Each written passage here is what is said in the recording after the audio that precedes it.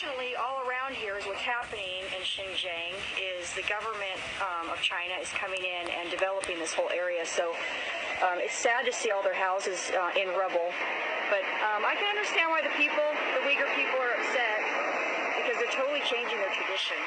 I mean, this just looks like a war zone to me. Yeah, and it appears that they're saving all their doors, you know. They'll probably end up in some, import stores in America and selling for a lot of money. I've seen that happen.